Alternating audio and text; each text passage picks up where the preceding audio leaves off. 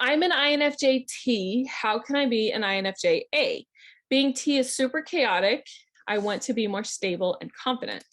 Okay, so when we first started, we were talking about assertive versus turbulent.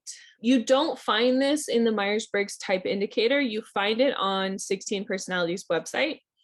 So if you go to their website and at the top it says resources, and then it'll open up a submenu and there's an option that says theory. So then it'll tell you that, being assertive would be that you're more self-assured, even-tempered, and resistant to stress. You don't really worry that much and you push yourself to achieve your goals. Being turbulent is you're more self-conscious, you're more sensitive to stress, you probably more emotional, you're perfectionistic, and you're looking to improve quite a bit. How do you change between the two of those? Honestly, I really don't know. I've always been more turbulent. I am a massive people pleaser. I've been open with that. I've been learning a lot about self-love and what Ross Rosenberg calls self-love deficiency disorder. So that makes me more self-conscious. I have an anxiety disorder. And so, of course, I'm more sensitive to stress. I'm more anxious about a lot of things.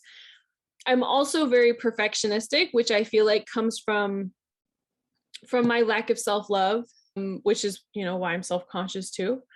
And it comes from wanting to please people, feeling like that's how I decide if I matter or not. That's where I get love, is from helping other people. And I look at how they look at me, and that's how I look at me.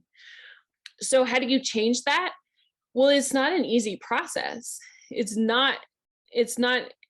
hasn't been easy for me to build confidence and to stop looking at what other people think of me, and, to work through all of the people pleasing behaviors that I have, and to learn how to set boundaries, and to look at myself, to what I think of myself, what my truth is, rather than, what other people think of me. It's a process, and it takes time. I would encourage you to check out the episode that I did with Ross Rosenberg, the podcast episode that I did, and to check out his book that's called The Human Magnet Syndrome. It's really good. There's another book that I like a lot that's called How to Do the Work. That one is great. And then any books from Byron Katie, she has a process that she calls the work as well. That's also completely fantastic. Learn more about your INFJ personality on my podcast, The Quiet Ones. The Quiet Ones is a weekly show where we dive into understanding self-love, depression, anxiety, and so much more from an INFJ perspective. I offer up in-depth coaching and unmatched empathy. Join me for an amazing personal growth experience. The Quiet Ones podcast is available on all major podcast platforms and at thequietonespodcast.com. Hi there! I just wanted to take a minute to say thank you so much for watching this video. I really hope that you enjoyed it.